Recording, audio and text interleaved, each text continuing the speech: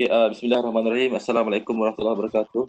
Kepada rakan-rakan sekalian, kepada pelajar-pelajar YDP Persatuan, terima kasih kerana hadir.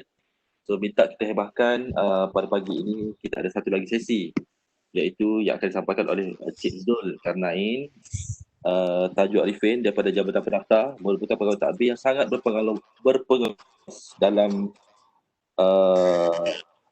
hal-hal yang global mindset ni. So, global mindset ni boleh dikatakan acara kegemaran beliau lah. So, insyaAllah dengan pengalaman beliau yang banyak ni, boleh kita share antara rakan-rakan kita dan rakan-rakan pelajar. Sekurang-kurangnya lebih terbuka, bukan istimewa dalam HEP saja, tetapi kita boleh pergi jauh lagi.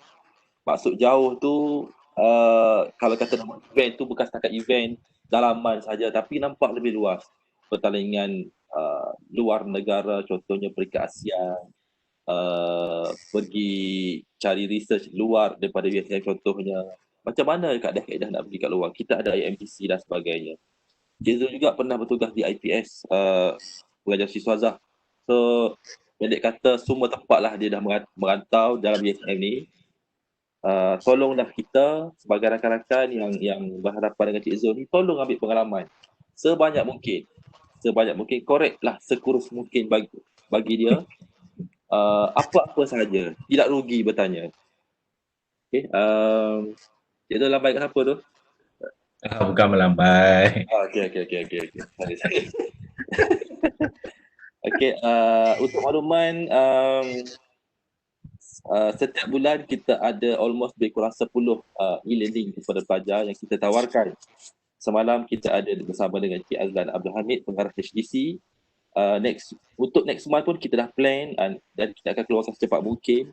Lebih kurang 10 juga e-training yang kita jemput dan kita bawakan khas rakan-rakan kita untuk daripada pentadbir dari luar.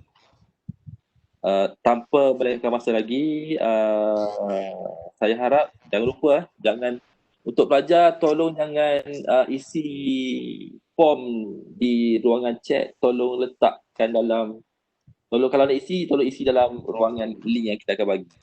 Boleh Okey, tanpa melengahkan masa lagi, saya bagi ruang dan peluang kepada Cik Zul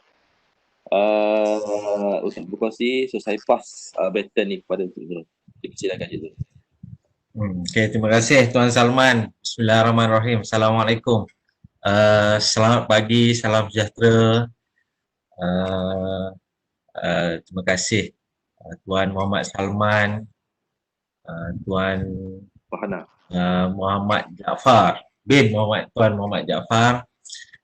Saya nampak kat sini, terima kasih juga Puan Nur Farhana binti Yahya yang sudi jemput saya daripada awal lah untuk saya mengendalikan ataupun lebih kepada saya lah, lebih kepada sesi berkongsi kepada pelajar-pelajar kita satu tajuk yang saya share jugalah, global mindset.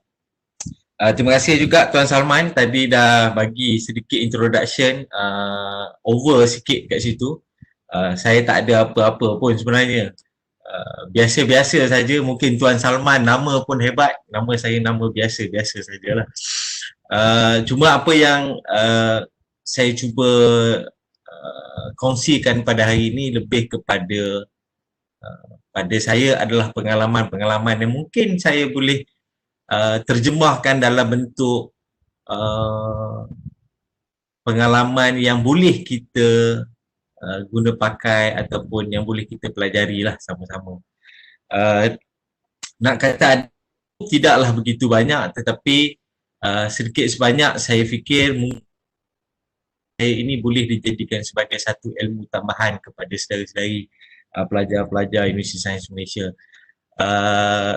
Dan kaedah yang sebenarnya kaedah kita belajar hari ini secara online ni agak sedikit berlainan. Pada saya untuk belajar ataupun menuntut ilmu ataupun berkongsi secara online ini, khususnya melalui Webex dan sebagainya, adalah sesuatu yang agak berbeza lah sebenarnya. Bukan pada saya saja, tetapi saya fikir pada ramai yang lain. Saya biasa juga berkongsi tetapi tidaklah ada terfikir untuk berkongsi dan bercakap pada komputer. Jadi ini benda yang agak berbeza. Mungkin satu hari akan datang mungkin kita juga nak lihat sesuatu perkara yang mungkin baru yang mungkin tidak kita fikir pada hari ini. Mungkin 10 tahun yang dahulu kita tidak terfikir pun tentang bagaimana kaedah pembelajaran ini agak berbeza pada hari ini. Saya nampak saudara Encik Mupim juga ada masuk. Terima kasih. Ini menyukarkan saya lagi lah nampak orang hebat-hebat masuk ke dalam ni kan. Okey, tak apa. Tuan Salman tadi telah maklum pada saya ada sekitar 80-90 orang yang menyertai. Saya kebiasaannya saya ketika berkongsi saya nak tahu jugalah siapa audien saya, siapakah mereka yang di sebalik skrin saya ini. Jadi kat sini ada 120 orang, saya beranggapan kebanyakannya adalah pelajar-pelajar hebat Universiti Sains Malaysia. Saya tidak pasti pelajar tahun berapa, saya tidak pasti daripada program mana, saya tidak pasti daripada negeri mana, daripada bangsa mana, daripada latar belakang yang mana, saya tidak tahu. Jadi apa yang saya nak kongsi hari ini mungkin tidak banyak tetapi sedikit sebanyak itu saya harap dapat memberi manfaat kepada saudara-saudari. Baik, saya tidaklah bercadang untuk berkongsi banyak sangat melalui slide. Kerana kalau dilihat, okey, saya nak tanya, nampak ke saya skrin?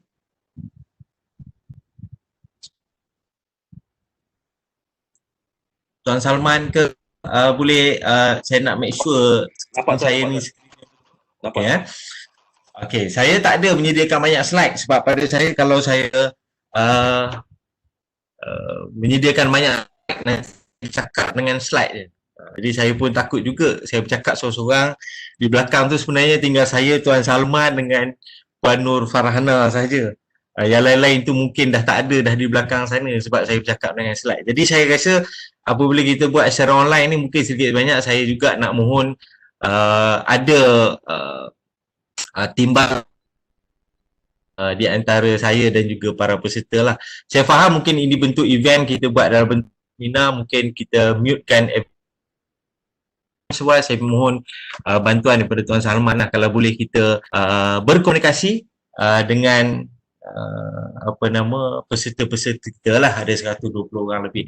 Dan saya lebih suka kalau sesi ini lebih kepada sesi soal jawab.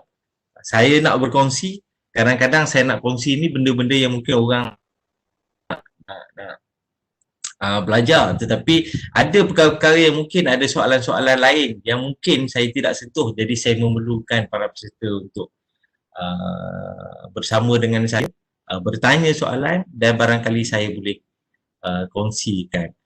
So now we are talking about global mindset. Okay, benda biasa. Global dan mindset. Global ni benda yang agak klise kalau kita dengar global lah. Kalau hari ni kat Universiti Sains Malaysia kita dah tak sebut global. Tetapi significant words global ini dalam Universiti Sains Malaysia kita dah gantikan dengan satu similarity words yang lebih canggih lah yang kita sebut sebagai holistik, menyeluruh. Jadi global mindset adalah satu set minda yang bersifat menyeluruh, yang bersifat apa kita katakan setting minda yang terbuka dan holistik. Itu yang lebih mudahnya.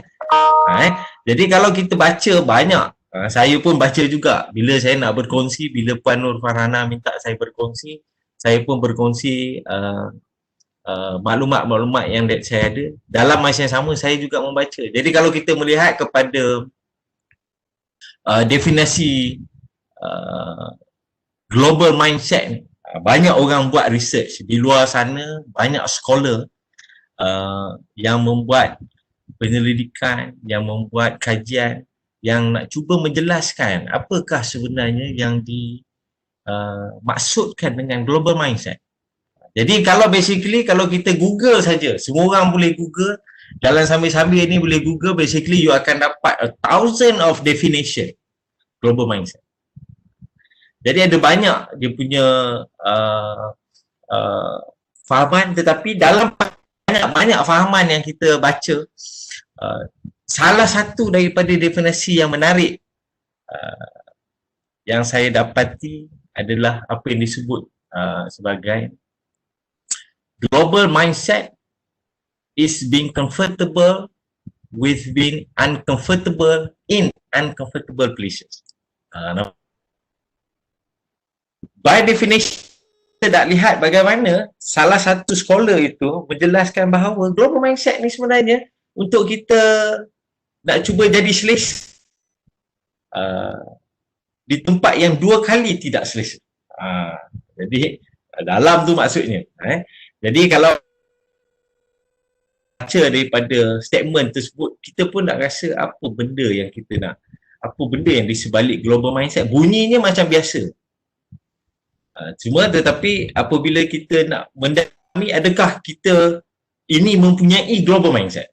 Adakah kita ini adalah seseorang yang mempunyai minda yang holistik?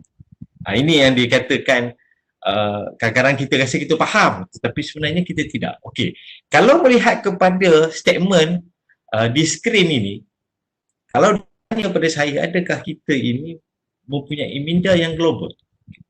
Soalan yang saya akan tanya pada diri saya, adakah pada hari ini saya selesa ataupun tidak? Adakah saya comfortable ataupun tidak dengan diri saya, di mana saya berada, siapa berada di sekeliling saya dan bagaimana saya buat sesuatu perkara.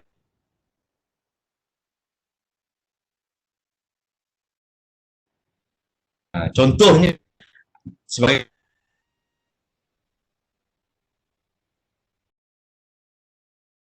saya tanya, you jawab. Kalau kita tengok pada maksud comfortable rasa selesa. Okay, pertama kita nak tanya, sedari masuk USM ni sekarang berada di dalam Universiti Sains Malaysia belajar. Okay, yang pertama, adakah kita selesa berada di dalam sebuah universiti yang disebut sebagai Universiti Sains Malaysia?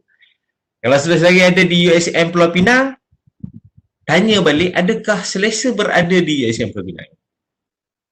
Kalau yang belajar kursus medical for example, tanya, ini sebenarnya selesa tak berada di Kelantan? Adakah kita selesa untuk berada di kejuruteraan ataupun di hibur kebal? Jadi ini perkara-perkara yang kita kena tanya. Maknanya kalau kita nak bagi faham global mindset, kita nak bagi faham mindset kita ini membuatkan kita selesa. Apa yang terfikir di dalam fikiran kita tentang di mana kita berada, bagaimana kita nak buat, apa yang kita buat, apa yang hendak kita buat, dengan siapa kita bercakap, bagaimana kita bercakap, bagaimana kita berkomunikasi, akan menjadi satu ukuran sama ada kita ini telah pun mempunyai satu setting minda yang holistik. Okay. Kalaulah kita tanya balik pada diri kita pada ketika mana kita menerima surat tawaran, ataupun kalau kita kembali balik lebih jauh daripada itu, bagi pelajar-pelajar sebagai contohnya, apabila memilih untuk berada di Universiti Sains Malaysia, memilih untuk belajar di Universiti Sains Malaysia, apabila memilih untuk berada di Pulau Pinang, ataupun apabila saat anda memilih untuk berada di Kelantan, bagaimanakah minda kita berfikir pada ketika itu? Adakah kita rasa macam, oh aku kena pergi Pulau Pinang? Bagi mereka yang mungkin datang ke Pulau Pinang hanya untuk bercuti, kali ini dia nak set minda dia untuk berada di Pulau Pinang, tempat di mana dia akan tinggal, yang memilih program-program di Kelantan, Kubang Krian Kelantan sebagai contohnya, bagaimana dia set minda dia untuk berada di negeri Kelantan. Itu belum lagi menceritakan tentang nak duduk di mana, siapa yang kita akan berkawan, bagaimana kita hendak pergi ke kuliah, bagaimana kita nak belajar, bagaimanakah komunikasinya. So perkara-perkara ini akan membuatkan kita in the first place feel very uncomfortable. Inilah yang saya suka apabila saya baca tentang definisi global mindset adalah kita reflect kepada diri kita, kita comfortable ataupun tidak di mana kita berada pada hari ini. Okay. Jadi ambil contoh lain pula. Kalau kita pergi one step ahead, you dah datang ke University Sains Malaysia, you dah belajar, and happen to be you kena duduk di hostel untuk tahun yang pertama. Okay, sekurang-kurangnya lah. Kita tidak boleh pilih siapa nak jadi kita punya roommate. Kita tidak boleh memilih kita nak tinggal di hostel yang mana. Mungkin ada yang tinggal di Restu, di Saujana, mungkin ada di Fajar Harapan, mungkin ada di Aman Damai, Cahaya Gemilang. Dan barangkali ada juga yang tinggal kalau di Nibong Tebal, Kejuteraan itu ada satu saja hostel. Kalau di kesihatan itu ada satu saja hostel, tidak ada pilihan. Kalau di Pulau Pinang mungkin dia boleh memilih. Mungkin dia dah datang survey dengan ibu dan ayah dia datang dan dia survey tengok, rasa macam RST ni nampak lebih hebat di sana mungkin. Tetapi kalau mereka yang berada di kampus kesihatan sebagai contoh, tidak ada pilihan. Kalau di kampus kejuruteraan sebagai contohnya, tidak ada pilihan. Jadi kita akan rasa tidak selesa, dan keselesaan itulah yang define ataupun measure bagaimana minda kita sebenarnya bersedia untuk menerima apa yang disebut sebagai sesuatu yang bersifat global. Jadi maknanya yang pertama kita nak faham tentang keselesaan kita, dan keselesaan kita adalah datang daripada setting minda yang kita sendiri set. Itu pertama. So kalau lah kita nak tanya balik, kita nak recap balik sama ada kita ini mempunyai mindset yang holistik, kita tanya. Okay, now saya akan pergi patah balik lagi. Saya akan pergi patah balik. Kita mencerita tentang selesa ataupun tidak selesa. Keselesaan seseorang akan berbeza antara satu sama lain.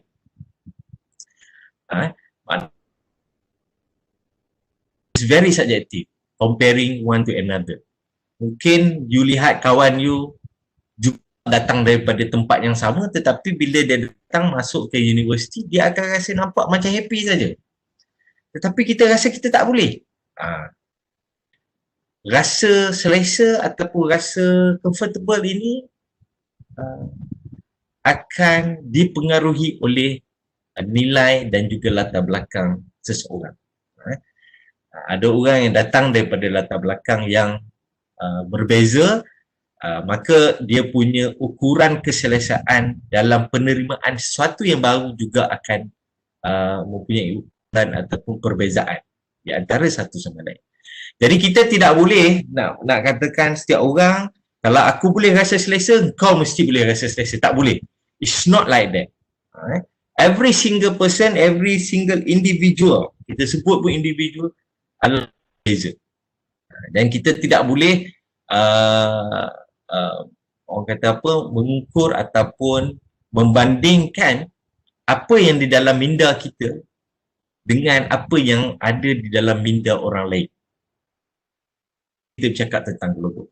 Because sekarang kita nak cerita tentang kita masuk global, kita masuk holistik, menyeluruh, semua orang ada, pelbagai jenis bangsa, kaum, jantina, latar belakang akademik, latar belakang keluarga, latar belakang asal-usul dan sebagainya.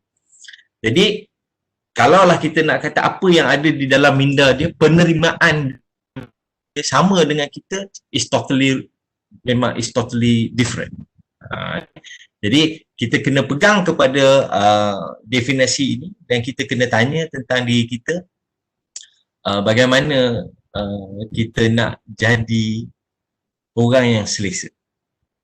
Kita nak rasa selesa, kita nak rasa buat sesuatu dalam keadaan yang selesa, kita nak satu beza tetapi selesa. So ini adalah yang dikatakan sebagai global mindset. Definisi yang pada saya mudah untuk terjemahkan. So now again, mind ataupun mindset ataupun setting minda is all about how you think. The way you think and questions you habitually ask. Okay.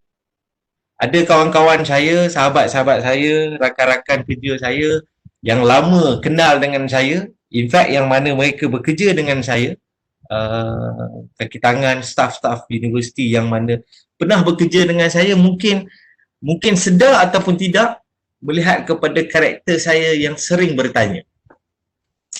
Kalau dahulu ketika saya berada di sebahagian daripada bahagian hal ehwal pelajar, alumni sebagai contoh, apabila saya berada di dalam perjumpaan-perjumpaan dengan pelajar sebagai contoh, di dalam mesyuarat-mesyuarat yang membincangkan tentang program-program pelajar sebagai contoh, apa yang ketara yang akan datang daripada saya bukanlah berbentuk kenyataan tetapi lebih kepada berbentuk pertanyaan. Jadi sebenarnya global mindset, setting minda kita ini, dia akan reflect the way you think and question yang you selalu tanya. Kalau you ada perasaan untuk sentiasa berfikir dan bertanya, mana you are ready untuk actually find your comfortable zone. Orang tanya sebab apa dia tak tahu, dia mungkin tak ada pengalaman, mungkin dia tidak tahu dan dia bertanya kerana dia tidak selesa, dia nak tahu. Jadi kalau kita nak tanya, so everything seems to be okay, so nothing yang stop us from doing something or contribute something or say something because kita dah rasa selesa. Tapi in order to reach that level, kita perlu mainkan peranan minda kita untuk berfikir dan bertanya. Itu sebab kadang-kadang yang suka bertanya kita rasa annoying, tetapi sebenarnya orang yang bertanya ini adalah orang-orang yang ini dan dia ingin mencari keselesaan, orang kata apa, dalam suasana tertentu ataupun dalam keadaan tertentu ataupun dalam komunikasi tertentu. Tetapi kita kena faham juga, kadang-kadang bertanya ini dia ada dan jawapan yang diterima adalah bentuk pertanyaan juga. So it make it more difficult. So itu kita leave it sebelah dululah, kita tidak pergi kepada perkara itu. Okay, now kita nak patah balik global mindset ini.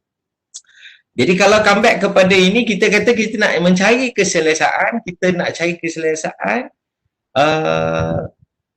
untuk kita nak overcome ketidakselesaan tempat dan juga pelbagai situasi. So it's all about the way you think and questions that you habitually ask. Jadi kalau kita tengok dari segi definisi ini, pada saya dia adalah satu definisi yang amat mudah untuk kita fahami tentang global mindset. Okay, now sekarang saya nak tanya, dan masing-masing pun perlu bertanya pada diri sendiri.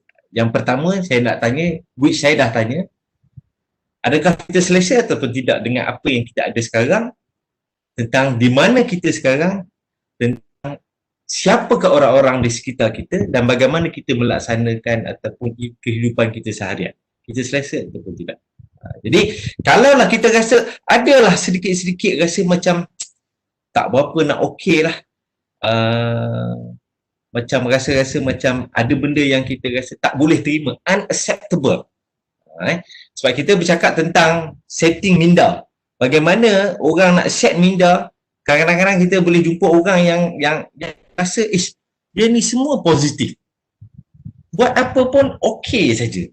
Kalau orang tak setuju pun okey saja. Kalau ada benda baru yang datang pun okey saja. Sekira mana ada sesuatu yang di luar perancangan pun okey saja. Kerana dia telah set minda dia untuk merasakan selesa. Jadi dia dah setkan. Tapi sekarang saya akan pergi kepada soalan, kalau kita rasa tidak selesa, kita juga kena lihat bagaimana agak-agaknya kita nak rasa selesa. Sekarang kita dah pergi kepada definasi, now kita nak pergi kepada bagaimana kita nak reach to that level. Reach to that level. Tadi saya dah bagi contoh banyak sebagai contoh you masuk Universiti Sains Malaysia. Okay, now saya nak bagi contoh yang agak berbeza sedikit. Kita berada dalam satu komuniti dalam Universiti Sains Malaysia. Jadi kita dah rasa selesa. Okay, ini biasa berlaku. Okay, manusia ini apabila dia went through life, dia sampai kepada satu keselesaan, dia akan stop. Dia akan remain di situ. Itu yang disebut sebagai comfort zone. Jadi orang tend to remain in the comfort zone. Bila dia berada dalam comfort zone, dia punya minda akan stop think, akan stop question. Jadi tuan-tuan dan puan-puan, saudara-saudari, kalaulah tadi saya tanya tentang keselesaan, mungkin kalau mereka yang telah lama berada di Universiti Sains Malaysia, mungkin dia akan jawab soalan, saya rasa saya selesa. Saya rasa saya feel comfortable in Universiti Sains Malaysia. Saya rasa saya okey dah kat sini. Saya rasa saya okey lah duduk di hostel ini. Saya rasa saya okey lah dengan program saya ini. Saya rasa saya okey lah dengan kehidupan saya di kafeteria yang selalu saya makan. Inilah keselesaan saya. Jadi ramai orang akan remain di dalam comfort zone ini. Stage ini sebenarnya anda daripada minda yang global, anda akan menutup balik kepada minda yang silo sebenarnya.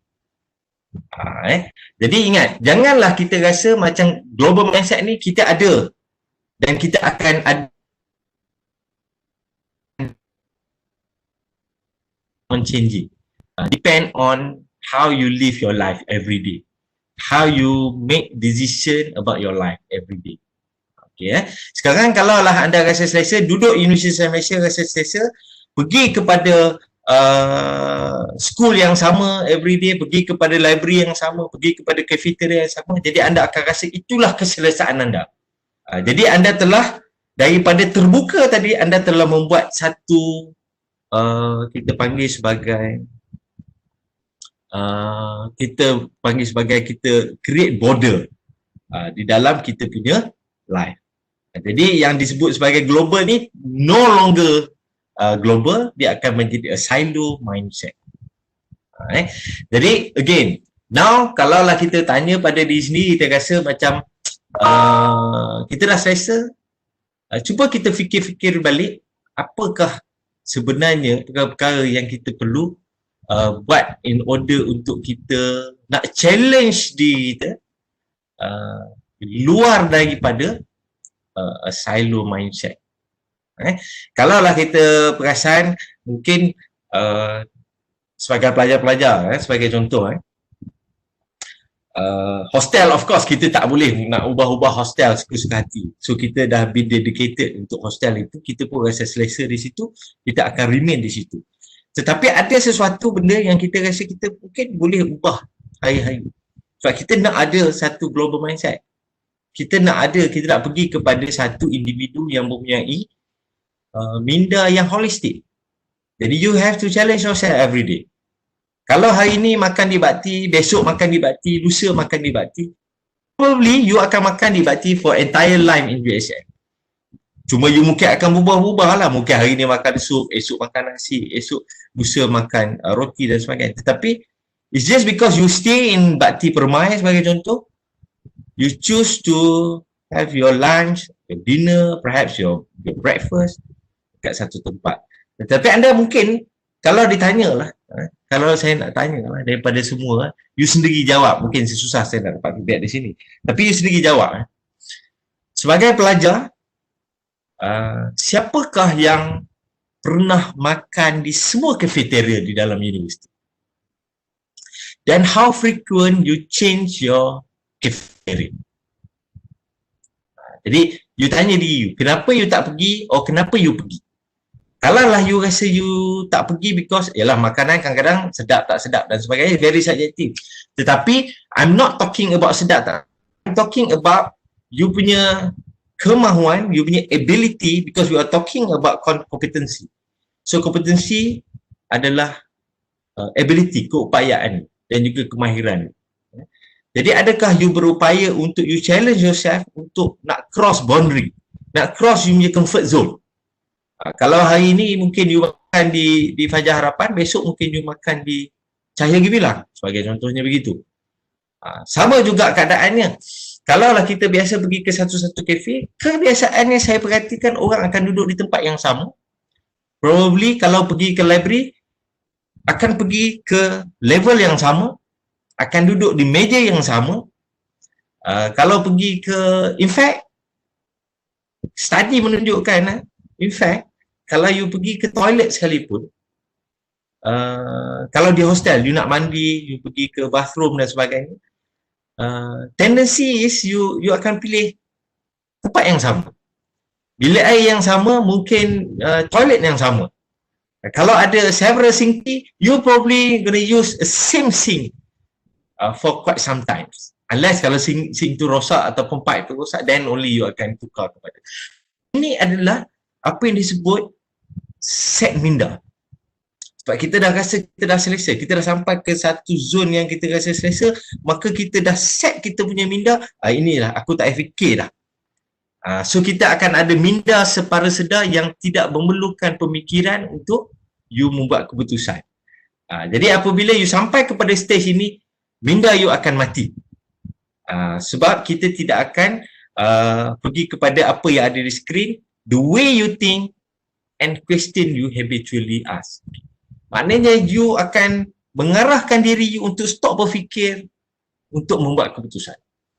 Jadi minda separa sedar kita lah yang akan mengatur life kita. Hari-hari bangun pagi, mandi, gosok gigi, makan, pergi ke kuliah, balik, sembang-sembang, main WhatsApp, main game dan sebagainya, and that's it, tidur. Jadi dalam keadaan kebiasaan, minda kita akan ada orang kata macam presetting. Jadi you bangun, you tekan auto run. Auto run, so kita akan just run our life as yesterday, as last week, as a month before. Sebab kita dah bagi tahu pada minda kita, pada brain, pada thinking kita, stop think.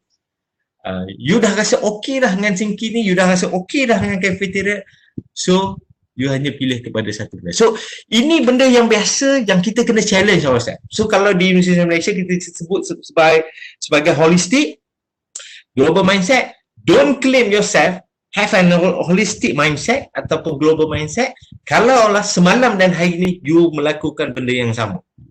You berada di tempat yang sama, you berkawan dengan orang yang sama, you bercakap dengan orang yang sama, maka you are no longer have a global mindset anymore. Maybe in the first place when you enter university, and that's it. Okay, now you have to challenge. Okay. So sekarang masalahnya, kita nak tengok bagaimana kita nak sebenarnya challenge ourselves every day.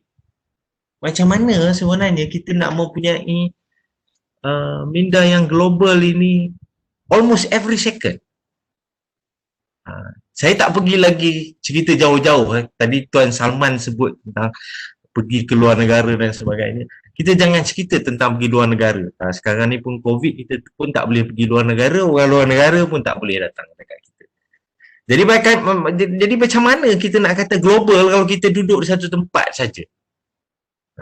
Ingat, global doesn't mean you have to cross country. Doesn't mean you have to pergi travel, then only you have a global mindset. No, it's a wrong indication.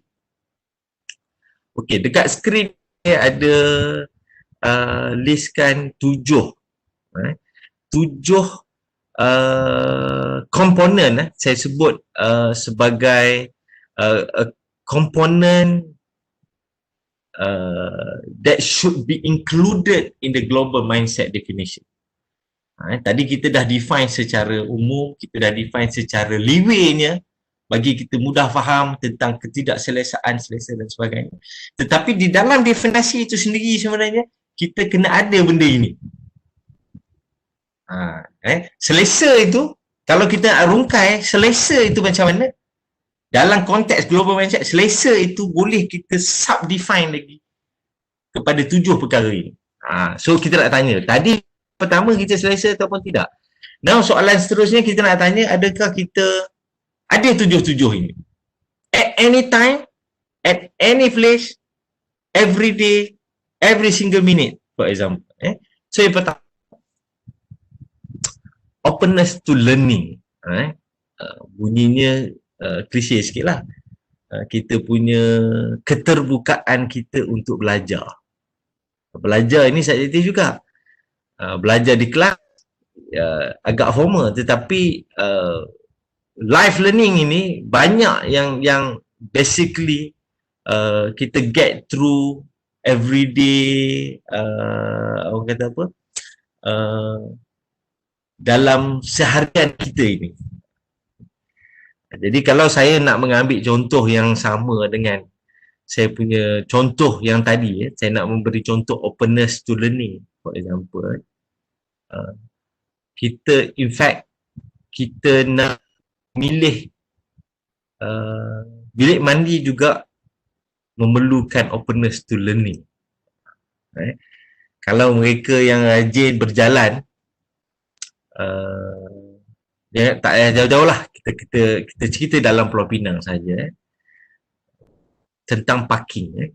Katalah mereka yang memandu kenderaan, mempunyai kereta, ramai pelajar kita mempunyai kenderaan, kereta, motor dan sebagainya. Saya ambil contoh kalau kereta sajalah, kalau di Pulau Pinang, kereta saja. Kalau kita pergi ke town, tahu ataupun tidak tahu, sebenarnya kita ada several types of parking system. Tak payah pergi jauh lah, dalam Pulau Pinang saja. Kalaulah kita suka pergi Queens Bay, mungkin Queens Bay sekarang adalah sistem parkingnya yang sama. Tetapi kalau kita parking di luar Queens Bay mungkin berbeza. Kalau kita pergi ke town, kita ada parking bertingkat. Kita ada parking kenderaan automatik sebagai contoh. So ada kepelbagaian ini, tetapi macam saya katakan tadi lah, apabila kita dah rasa selesa, kita akan kekal pada kita punya norms. Norms yang biasa. Kita rasa kita selalu parking di kawasan itu, maka kita akan pergi ke kawasan. Apa yang saya sebut sebagai selesa ataupun tidak selesa, ketidakselesaan kita adalah apabila kita merasakan, nak pergi ke tempat baru, kita kena belajar kat mana nak parking tempat baru. Macam mana kita nak belajar sistem parking. Macam mana kita nak belajar ataupun kita nak mengetahui kawasan tersebut.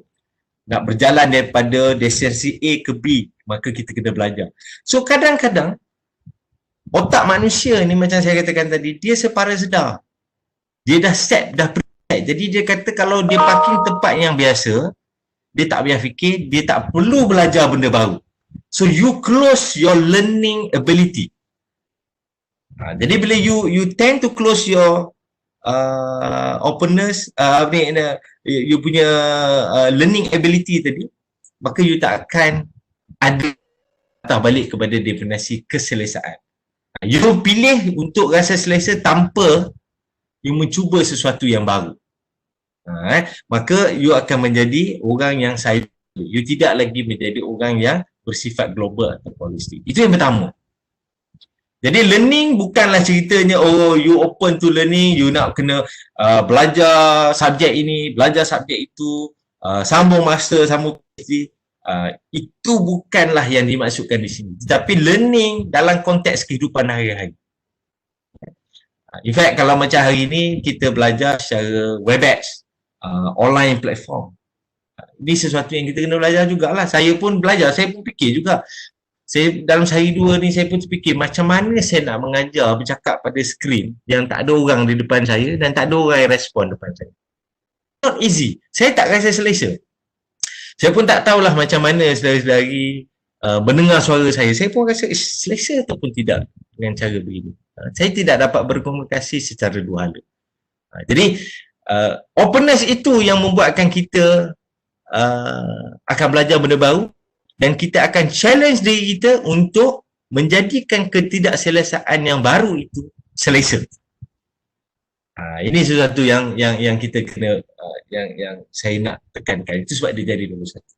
Okay. Now kalau kita pergi kepada nombor dua, adapt to new cultures. Okay. Yang ni agak menarik sedikit. Kalau kita di Malaysia ni, kita memang lahir-lahir dalam kepelbagaian budaya. Kalau mereka yang asalnya daripada Borneo, Sabah dan Sarawak, even more interesting. Because you ada berapa ratus etnik di Sabah dan Sarawak yang boleh you lihat perbezaan dari segi budaya dan cara hidup. Tapi kalau kita di Semenanjung pun kita sudah ada kepelbagaian itu. Jangan cerita tentang kepelbagaian di dalam bangsa, tapi kita lihat kepada kepelbagaian mereka yang datang daripada negeri yang berbeza. Mungkin orang Kedah dan orang Pening bunyinya macam sama, tetapi budayanya berbeza. Kalau kita naik sedikit daripada utara Semenanjung Malaysia, orang yang datang dari Perlis juga berbeza. Perlis dan orang bangsa Johor sebagai contohnya agak berbeza. Jadi bagaimana kita nak adapt dengan budaya ini sehari-hari? Dalam satu komuniti yang mempunyai kepelbagaian budaya dan juga kita kata adat, kalau di Malaysia ni kita ada adat dan budaya, macam mana kita nak adapt?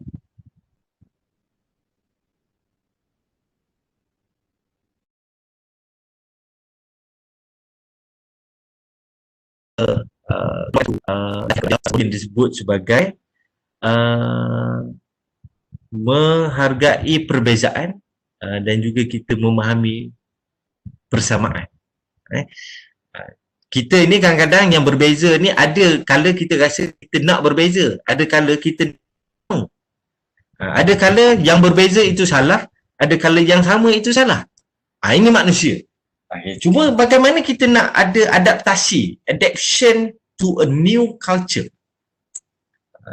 Kalau kita turun Johor Bahru, mungkin kalau ada saudara-saudari, adik-beradik, kawan-kawan yang mungkin dapat belajar di Universiti Teknologi Malaysia di Johor Bahru, sebagai contoh, orang Johor mungkin breakfast makan sate. Kalau di Pening kita tak makan sate lah. Tapi orang di Pening pukul 6.30 pagi mungkin makan nasi kandar yang nala punya, dengan daging, ayam, telur dan sebagainya. Tetapi kalau kita pergi ke ke Pantai Timur sebagai contoh, mereka juga makan nasi. Dia ada nasi dagangnya, dia ada jadi budaya di sana membentuk kepelbagaian adat dan juga cara hidup yang berbeza. Tetapi bagaimana kita mengadapti suasana itu? Saya suka juga kalau kita pergi kepada konteks yang lebih luas ataupun kita nak tengok contoh yang lebih luas. Kita ada kawan-kawan, yalah hari ini ramai orang dah biasa travel ke luar negara. Ramai orang dah ada opportunity untuk melihat dunia lain selain Malaysia. Kalau dahulu mungkin sukar, mereka yang mempunyai keupayaan kewangan barangkali boleh untuk pergi ke luar negara. Tetapi sekarang murah saja. Kalau kita sebelum COVID, semua orang berjalan. Saya ingat lagi ketika mana saya berada di pejabat antarabangsa, pelajar-pelajar yang datang daripada luar negara datang ke Malaysia hanya sebagai batu loncatan untuk ke luar negara, ke negara-negara yang lain. Jadi saya kembali kepada adapt to new culture. Kita tengok orang Malaysia. Orang Malaysia mostly lah, kalau saya nak kata, kalau dari segi bangsa ni, kalau orang Melayu dia nak suka makan nasi. Jadi dia nak kena makan nasi. Dalam satu hari dia kena cari nasi. Sebab dia punya pembudayaan dalam kehidupan dia, dalam diri dia adalah nasi itu saja yang boleh bagi kenyang. Mungkin tidak bagi mereka yang berbangsa Cina. Barangkali mereka yang berbangsa Cina, mereka lebih suka makan sup, noodle dan sebagainya. Dan mungkin juga orang yang daripada bangsa yang lain mungkin suka roti, mungkin juga nasi dan sayur dan sebagainya. Tetapi kalau saya sebut Malaysia as general, kita kata orang Malaysia kalau pergi luar negara dia nak cari nasi. Saya ada kawan-kawan yang suka berjalan dululah. Sekarang pergi saja keluar, bawa dengan dia punya periuk nasinya, dia akan bawa dengan dia punya cabai-cabainya, nak buat sampai belacan dan sebagainya. Kerana dia merasakan kehidupan dia kena makan nasi. So dia tidak adapt kepada culture. Bukanlah saya kata dia tidak, tetapi dia punya adaptasi kepada budaya, dia ada restriction. Dia tidak open untuk belajar kepada sesuatu yang baru. Kerana apa yang saya sebut tadi, latar belakang ataupun value dalam diri dia yang dia bina sejak dia lahir. Jadi dia dah set dalam minda dia kena makan nasi. Satu hari tak makan nasi, oh tak boleh. Walaupun hari tu mungkin dia dah makan laksa, dia dah makan pasembo, dia dah makan chicken chop, dia dah makan spaghetti, dia dah makan segala-gala benda. Tapi sebabkan dia tak makan nasi, dia kata, hari ni tak makan nasi, tak boleh tidur. Saya memang ada kawan yang macam tu. Jadi dia memang kena cari ni. Sebenarnya tak jadi apa pun. Makan memang cukup. Minum memang cukup, memang kenyang. Tetapi kerana minda dia kata nasi itu pasti ada. Ini yang dikatakan sebagai perumpamaan dari segi kita beradaptasi kepada culture yang baru. Begitu juga ketika mana mula datang ke Pulau Pinang. Lebih kurang 20 tahun yang lalu saya datang ke Pulau Pinang. Kita biasa makan nasi campur, tiba-tiba di sini saya nak cari nasi campur tu susah. Nasi campur yang ada adalah bersifat nasi kandar. Jadi susah lah juga masa tu. Begitu juga mereka, kawan-kawan saya yang daripada Pulau Pinang ini dah biasa makan nasi kandar, di mana kalau nasinya dicampur dengan segala macam di dalam set nasi tersebut. Itu dia punya norms dia, culture dia, budaya dia, cara hidup dia, cara makan dia. Tetapi ketika mana saya bawa mereka untuk tak payah jauh lah, saya bawa mereka ke negeri Kelantan, negeri Cik Siti Wan Kembang. Jadi ketika di sana, bawa lah pergi makan nasi sebab nak kena makan nasi. Jadi bawa lah ke kedai makan nasi. Tapi sampai di kedai, apabila kita order, nasi ni datang berbeza ataupun berasingan dengan lauk pauknya. Jadi akhirnya dia pun tak boleh makan. Walaupun dia kata dia kena makan nasi, at the end of the day, dia tak boleh makan sebab semua lauk itu tak ada dalam pinggan dia. Duduk dalam pinggan yang berasingan. Jadi, kerana set minda dia mengatakan kalau tak campur tu tak sedap makan nasi. Nampak? So, ini adalah adaptasi yang menyebabkan akhirnya kita tidak akan rasa selesa di tempat yang tidak selesa. Jadi kalau kita kembali kepada orang-orang yang sedemikian, kita boleh katakan bahawa minda dia tidak mempunyai minda pun dia tidak membentuk minda dia supaya bersifat global. Tidak salah untuk kita mengekalkan kepada apa yang kita suka, tapi tidak salah juga untuk kita mencuba sesuatu yang baru dan cuba untuk rasa selesa kepada sesuatu yang baru. Ini yang kita kena pegang lah. Apabila kita rasa diri kita nak menjadi seorang yang mempunyai thinking yang global, we have to do this. We have to challenge ourselves untuk kita nak mencuba benda baru. Okay. Itu nombor 2. Yang nombor 3 lebih kurang sama. Tadi kita nak mengadaptasi. Yang ketiga, kita nak manage. Macam mana kita nak manage? Kita nak manage different culture. Kalau lah di Malaysia, kalau di USM kita ada macam-macam budaya. Orang Sarawak, Kadazan, Iban dan sebagainya. Macam mana kita nak mengadaptasi kepada, kita nak menguruskan perbezaan budaya ini. Supaya kita rasa selesa. Okay. Itu lebih kurang tadi jugalah. Saya tak pergi sebab jam dekat pukul 11. Okay. Now, kita pergi kepada no correct way. Okay. Ini yang agak interesting.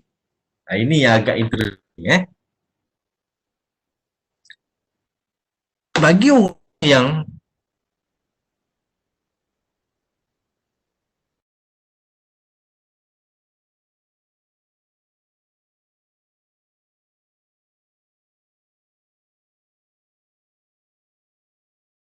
rigid, saya panggil rigid ataupun orang yang mempunyai set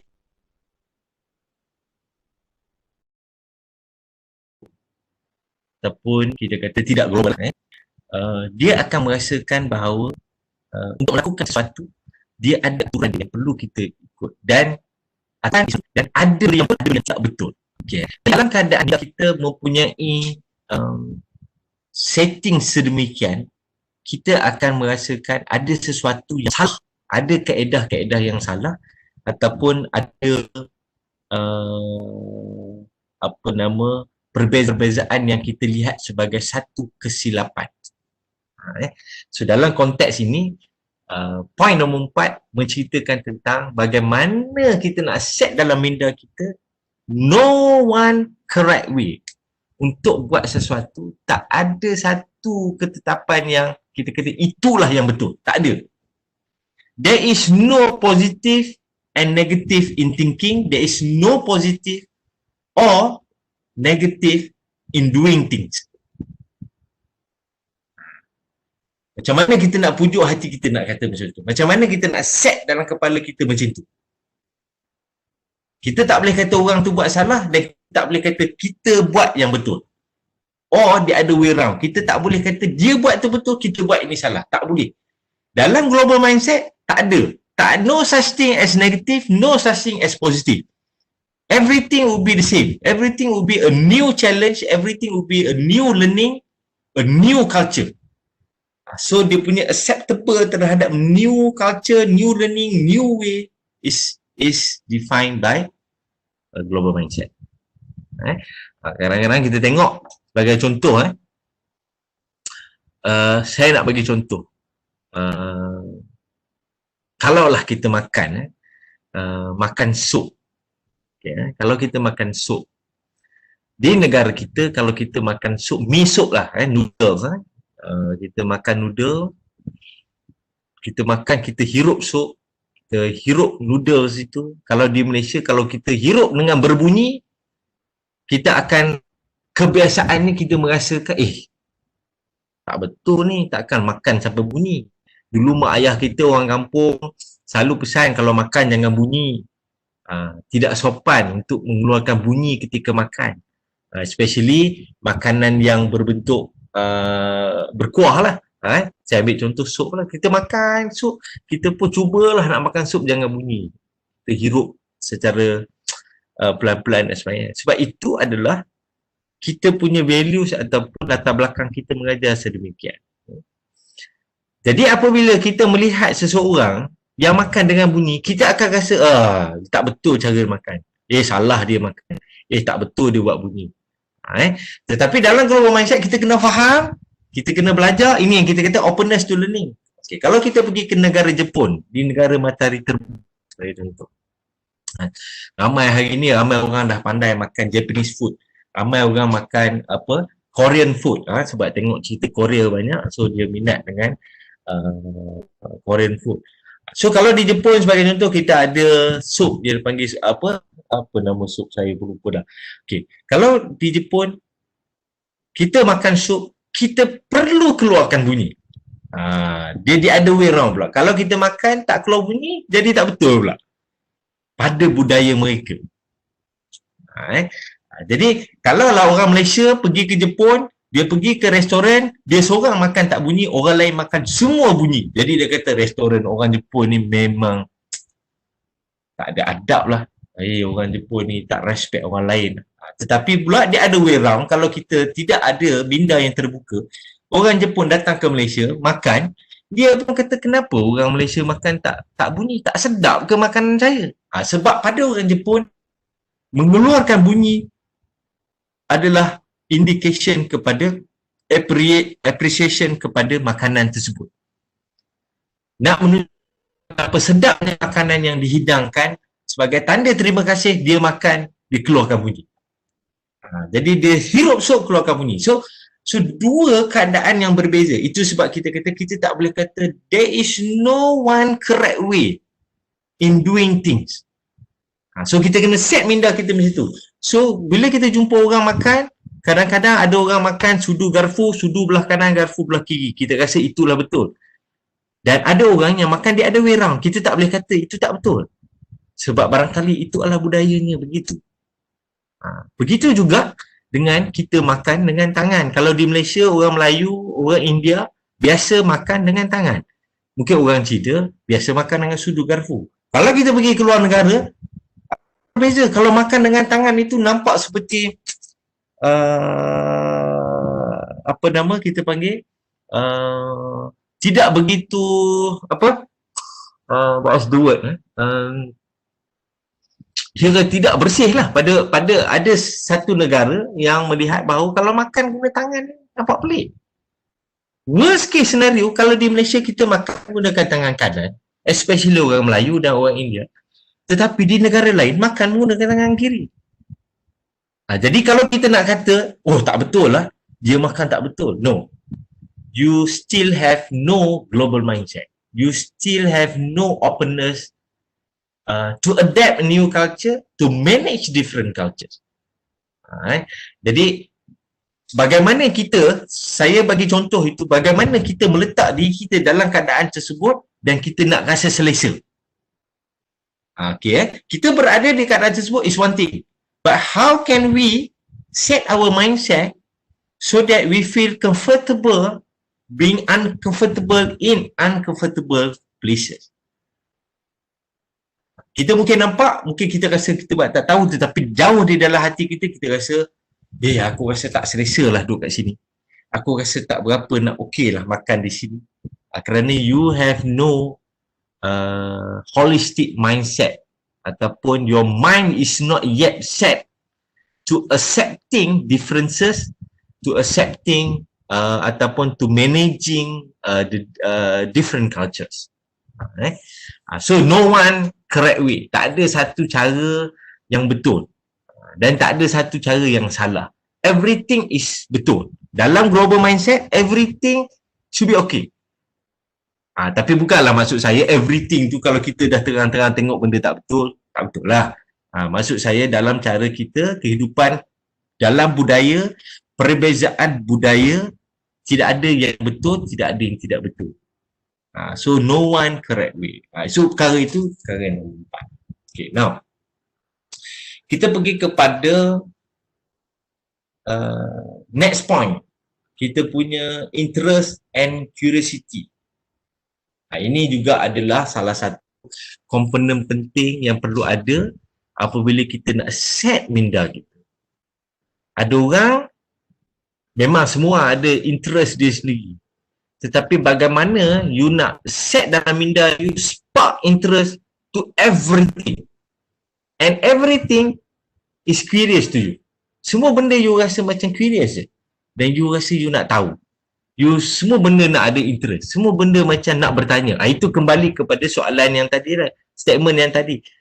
The way you think and the questions that you habitually ask. You secara habitnya bertanya. You tanya, macam mana benda ni dibuat? Kenapa benda ini dibuat?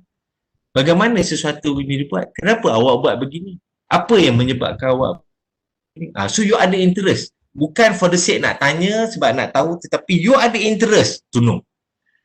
Interest you akan lead kepada you punya adaptation dengan managing different cultures itu tadi. Dan kena ada curiosity lah. Sentiasa ada curiosity. Selalu saya tanya, kenapa dia berbeza? Melihat kepada alam sekeliling, kita rasa macam, kenapa dia begini? Kenapa dia begitu? Kenapa tempat itu nampak sedemikian? Kenapa kawasan ini nampak sebegitu? Jadi, curiosity yang ada di dalam perasaan kita akan lead kepada mind setting. Kalau you tak ada, you kena develop interest, you kena develop curiosity. Always ask, always curious, always ambil tahu, tapi jangan sampai jaga tepi kain orang. Ini dah terlebih curious lah. Terlebih ambil interest. Ada interest yang tak berapa nak betul lah. Itu pun memang ada jugalah. Tapi itu taklah kita panggil global mindset. Itu tak tahu apa mindset lah kan. Jadi, itu perkara yang nombor 5. Okay, now kita pergi kepada perkara 6. Of course, proaktif dalam melihat ataupun menggunakan kepelbagaian ini. Dalam kita nak melihat kepada diversity. So kita kena ada aku tak datang. Macam saya katakan tadi, orang yang berada di dalam zon yang selesa, dia tidak akan ada sifat proaktif untuk go beyond boundary. Dia set the boundaries, so dia yang set untuk don't go beyond boundaries. So habis lah. So global itu. Dan nombor 7 is something interesting. Dalam mindset kita, kita tak boleh bond ataupun kita tak boleh terikat kepada lokasi. Kita kena act globally, tetapi kita berada dalam local environment. Tapi kita tidak terikat kepada local locality kita. Kita tidak terikat kepada budaya kita di tempat ini. Kalau sebagai contoh, bagaimana kita nak set minda kita? Kalau saya nak tanya, tadi kita nak bertanya lah. So, saya suka mengajak orang, you kena tanya diri you, then you jawab. You tanya, you jawab. You tanya, you jawab. Then you will get answer according to your own values, your latar belakang. Saya boleh tanya, saya boleh jawab, tetapi jawapan saya mungkin tak suit dengan latar belakang. So, saya tanya, you pun tanya diri sendiri dan cuba jawab. Kita lihat, saya mengambil contoh sebagai pelajar Universiti Sains Malaysia. Bagaimana kalaulah kita tanya, saya biasa tanya kepada pelajar, siapakah awak? Siapakah anda? Siapa saya? Ataupun kalau kita reverse soalan ini, kalau kita nak kata bagaimana anda portray diri anda kepada luar apabila ditanya siapa anda? Jika orang tanya, okey, siapa saya? Saya adalah pelajar USM. Okay, so you dah bond diri you dalam compound USM.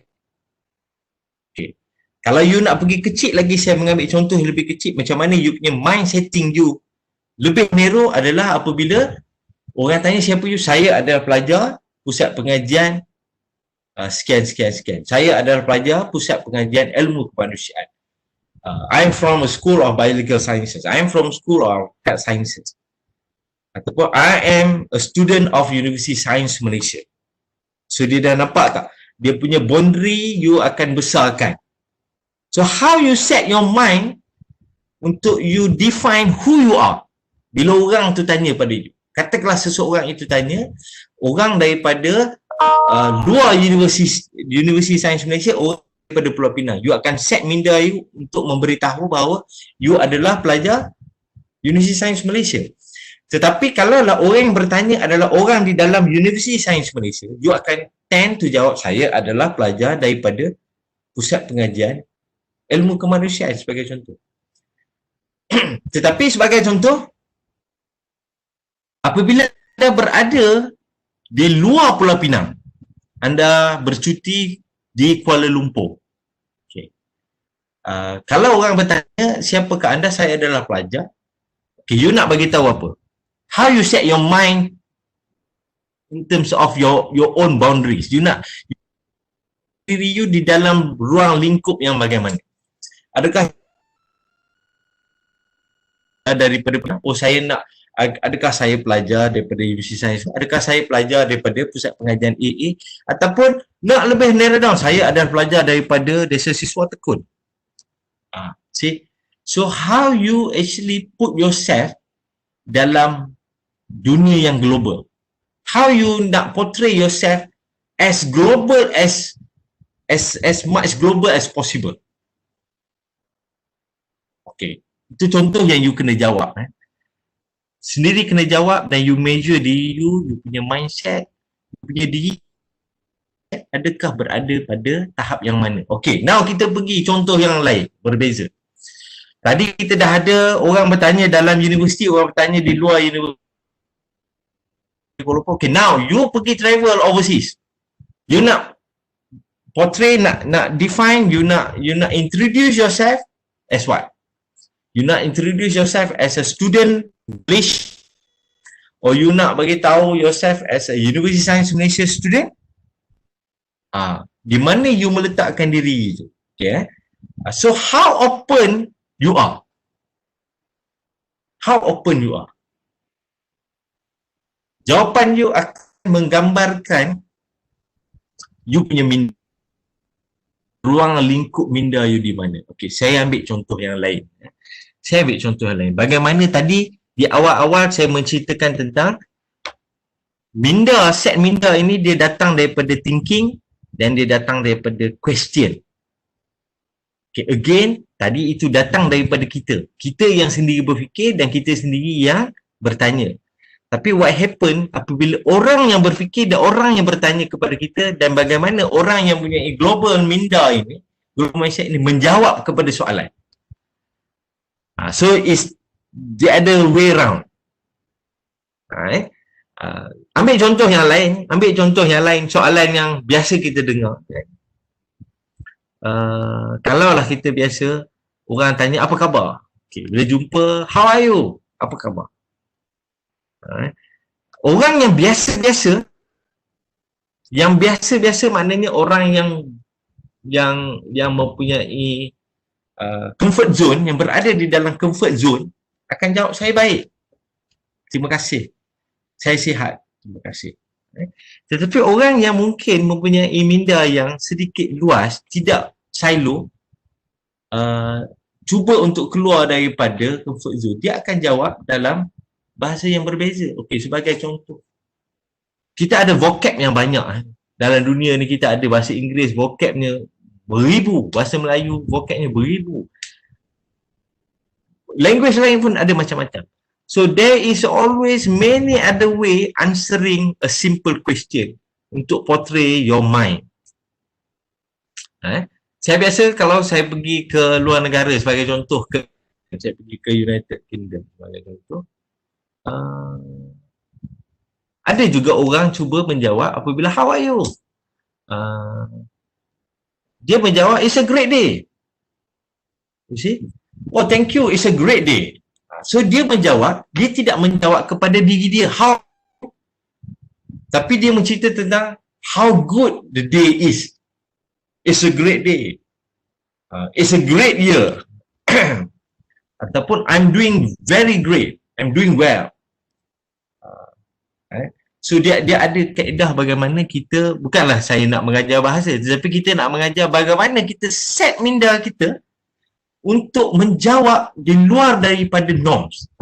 Sekarang ni lepas COVID, semua orang cerita tentang new norms. So now we have to think about a new norms in answering question.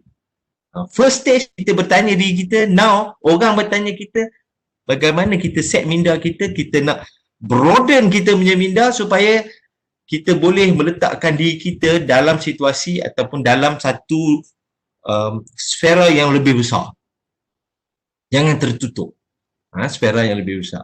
So ini yang nombor 7 ni kata, not bound by a locker. Jangan kita rasa kita terikat pada dalam diri kita saja. Sebab kita berada di dalam satu dunia yang luas. Bila orang bertanya, jawapan yang kita harus beri adalah jawapan yang datang daripada minda yang luas juga. Jangan minda yang tertutup. So, having the 7 component, you should be able to define ataupun explain the definition of the global mindset itself. So, ini stage awal lah saya nak cerita tentang you nak memahami bagaimana you nak ada komponen-komponen dalam defining a global mindset. Now again, come back to a question for us, for ourselves, whether are we have a global mindset or we don't have. Adakah kita masih lagi merasakan banyak benda yang tak betul dalam dunia?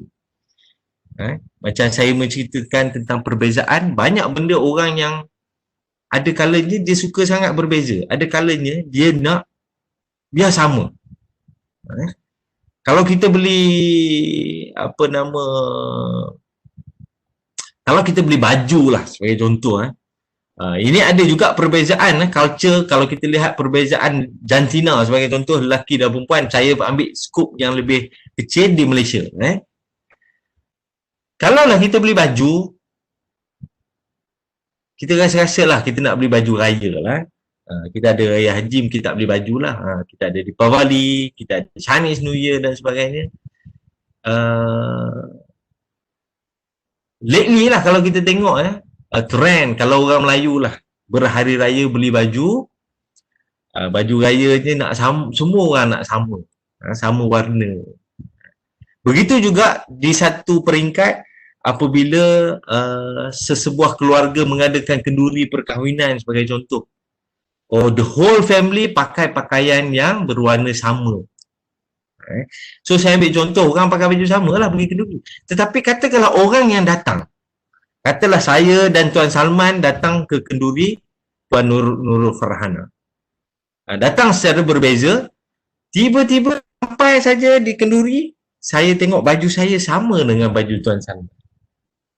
Happen to be beli kedai yang sama. Kita dah rasa dah, kenapa pula sama ni? Kita mulalah rasa tak selesa kat situ. Tapi kadang-kadang orang lelaki ni tak kisah pun. Cuba kita tanya orang perempuan. Kalau lah pergi kenduri, tak payah pergi kenduri lah. Pelajar-pelajar katalah beli baju. Kemudian hujung minggu keluar ke Queens Bay. Sampai ke Queens Bay nak tengok wayang, tengok-tengok ada satu orang pakai baju yang sama. Rasa-rasa masuk ke tidak wayang tu. Silap-silap tak masuk pun. Silap-silap ajak keluar dan sebagainya. So, minda kita ini kadang-kadang mencari persamaan. Kadang-kadang kita merasakan persamaan itu betul. Tapi ada keadaan kita merasakan persamaan itu tidak betul. Itu yang kita kata no one correct way. Dan itu semua datang daripada minda. How you set your mind. How you set your mind in terms of accepting differences and accepting similarity. Ada benda yang sama. Macam tadi saya dah cakap dah tentang semua yang benda yang berbeza. Dunia berbeza, orang berbeza, budaya berbeza, kaum berbeza, cara makan, cara tidur dan sebagainya berbeza. Okey, tetapi on top of perbezaan itu ada persamaan yang juga kadang-kadang persamaan itu memberi ketidakselesaan. Nampak? So, how do you make yourself comfortable dengan differences and similarity? So dua benda yang berbeza, tetapi kita nak sampai kepada goalnya, kita rasa kita okay. Kita nak rasa kita I'm okay. I feel saya pakai baju yang sama lah hari ni. I'm okay. I totally comfortable. Bagaimana kita reach to that level? So ini perkara yang kita perlu untuk kita lihatlah apabila kita bercakap tentang global mindset. Okey, baik. Saya stop dulu sharing slide ini sebab saya tak nampak soalan. Jadi mungkin saya nak minta Tuan Salman bantu saya sekiranya ada apa-apa soalan, kalau kita boleh buka dahulu daripada first stage saya. Okey ataupun tidak, faham ataupun tidak, ada pertanyaan tentang apa yang saya explain ataupun tidak. Sekiranya ada yang tidak jelas, mungkin boleh buka pertanyaan dulu.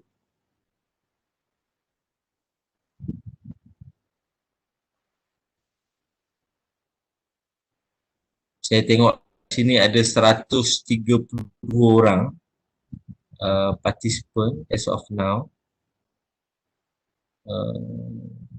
81 orang sekarang. Terima kasih kepada semua. Saya pun tak pasti saudara-saudari datang daripada mana dan sebagainya. Terima kasih. Mungkin kalau ada soalan silakan sebelum saya teruskan.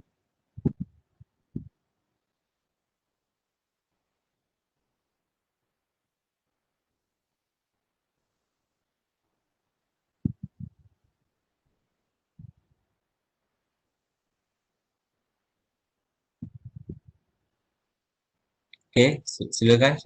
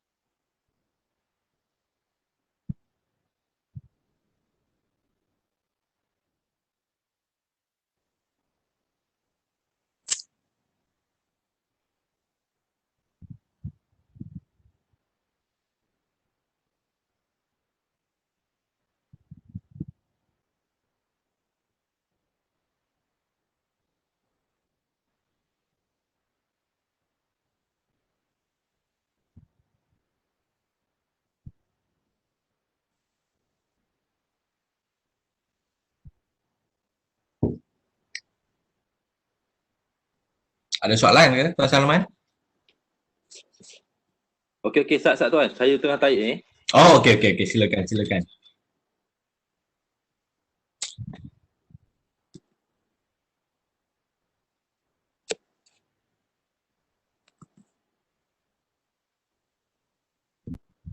Okey, sementara Tuan Salman type, kalau saya share satu video agak boleh nampak tak? Nampak. Kalau saya play ada bunyi tak?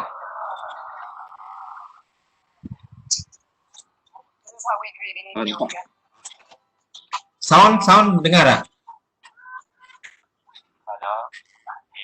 Nah, hola, ¿cómo estás? ¿Cómo te ha ido? Salamna, Dina, Donater Koi, Gavin Shaway.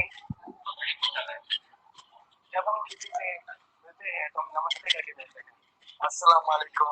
Next week, people, they do like Tatsuyakan. Unfortunately, say as cliche as it is, we do use G'day or mate. We're not particularly formal. Hola, amigo. 感じになるかな。ก็ในไทยเหรอเราไม่ค่อยขยับมือกันเท่าไหร่มันเป็นการแอบจะมันยังไงลูกการปฏิบัติเราบ้านเราเป็นสิ่งที่อายุมากกว่าเจอพ่อแม่คุณครูคนที่เราเคารพCuando te estás hablando con una persona que es como más importante o está más arriba, buenos días, Don Pepito. Quelqu'un qu'on connaît, que ce soit un homme ou une femme, comme te la dise. Questa era la mia prima immagine sulle mie guance che ti dico saluto soprattutto. Certo. Io so che sfruzzi, no? No, continuo a dirgli stop. E cazzo, no, trattare. 不行了，因为在中国，就是如果两个女孩亲吻或者两个男生亲吻的话，很奇怪的事。 Depending on who it is, a hello, a smile, generally I give hugs. On se prend pas du tout dans les bras. C'est quelque chose de... on est un peu des amis proches. 中でね、こうハグしたくない人に対しては別にこう無理やりハグするっていうこともしないです。I think hugging is becoming a really big thing, like just even amongst like guys, you know. แต่ว่าถ้าเจอเพื่อนปกติเราจะกอดกันมากกว่าค่ะเพราะว่าส่วนตัวก็อยู่ในสังคมผู้หญิงมาตลอดแล้วก็จะเจอผู้หญิงเราเองกอดทุกคนกอดกันแต่อาจจะทำก็เพื่อนผู้ชายหรืออย่างอื่นก็คงโบกมือกับบางครั้งแบบHey guys, thanks for watching.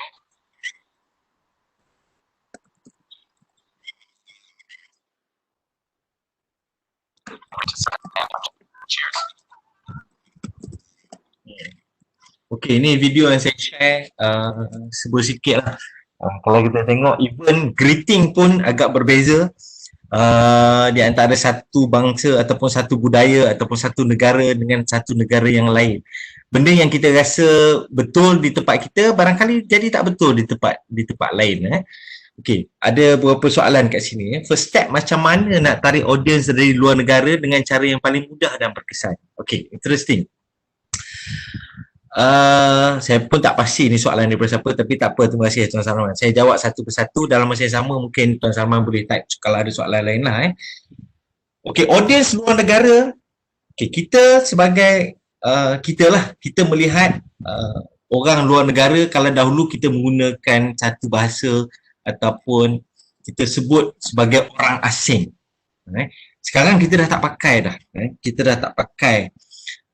Dulu dalam universiti, in fact, pelajar luar negara ni kita sebut ataupun kita panggil sebagai pelajar asing.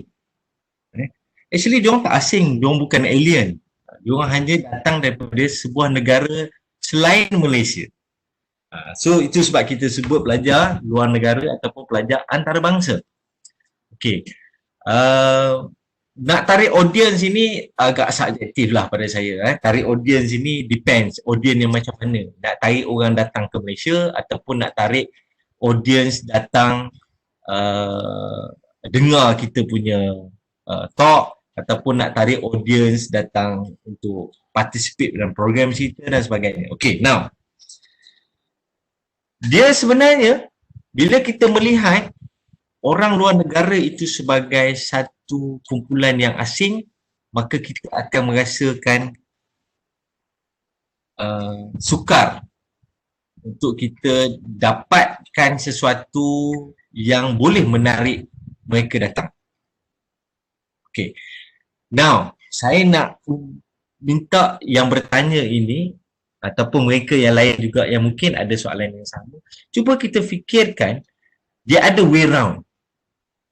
Okay. Kita adalah orang luar negara dan bagaimana agak-agaknya kita nak attract untuk pergi ke negara lain ataupun kita nak participate kepada negara lain. Okey. Di Malaysia kita ada sesuatu yang kita kata mindset yang pada saya yang perlu kita ubah, iaitu apabila kita nak menarik orang luar negara datang ke tempat kita, kita cuba untuk menjadi mereka. Faham tak? Kita cuba, kadang-kadang kita terlalu banyak sangat kita merasakan kita nak being international. Okay, orang kata internationalization. We try to be international, internationally recognized. Kita try to be them. Which is, to me, we shouldn't do that. Kalau nak tarik orang luar, kalau lah kata contoh kita memilih untuk berjalan ke negara lain kerana apa? Adakah kerana similarity ataupun kerana differences? Kita tak akan pergi ke sebuah negara yang kita rasa sama kalau bagi tujuan untuk kita menuntut ilmu atau mencari sesuatu yang baru. Kita mungkin memilih untuk pergi ke Afrika sebagai contoh. Kontinen yang berbeza. Kita mungkin pergi, in fact negara kita, jiran negara kita pun boleh menawarkan kepelbagaian. Sebagai contoh, kita pergi ke Bangkok kerana ada perbezaan di sana. Tak payahlah nak belajar tentang culture. In fact, orang yang tinggal di Perlis sekalipun pergi ke selatan Thailand hanya sekadar untuk mendapatkan kelainan masakan tom yum. Kalaulah kata tom yum yang dijual di selatan Thailand itu adalah sama seperti mana tom yum ada di sini, adakah kita akan pergi? Tidak. Jadi untuk jawab soalan mudah, bagaimana kita tarik audience orang daripada negara lain datang, adalah dengan mengekalkan apa yang kita ada. Untuk menjadi ataupun mengekalkan perbezaan budaya yang kita ada mereka. Jangan cuba untuk menjadi mereka. Janganlah sebagai contoh kita nak tarik partisipan daripada negara Arab. So kita pun berubah menjadi Arab. Kita pun pakailah jubah, kita pakailah serban dan sebagainya dengan harapan kita nak attract orang Arab. No such thing. Sebab orang menghargai kepelbagaian ini. Orang yang willing untuk cross the boundary adalah mereka yang mempunyai global mindset. Orang yang nak pergi belajar ke negara lain, nak datang ke negara lain adalah mereka yang telah bersedia untuk nak capai comfortable di uncomfortable places.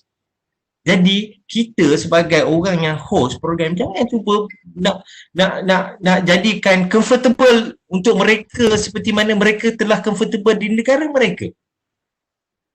Jadi kalaulah sebagai pelajar, sebagai contoh, you nak buat program di Malaysia, you kena kekalkan apa yang ada di Malaysia yang berbeza dengan negara lain.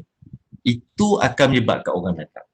Kalau you buat international program, but you punya program adalah satu program yang sama saja, diorang takkan datang. So itu kalau saya nak menjawab kepada soalan bagaimana kita nak attract audience luar negara.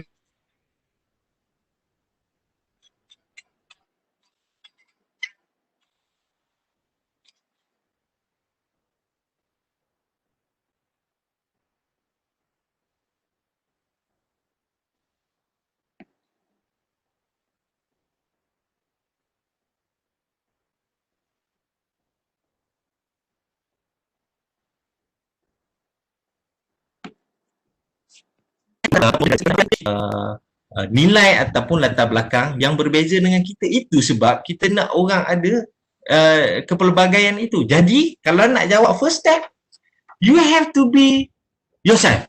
With whatever you have, with whatever culture that you adapt sekarang ini, you offer the differences. Then orang akan datang. It's very simple.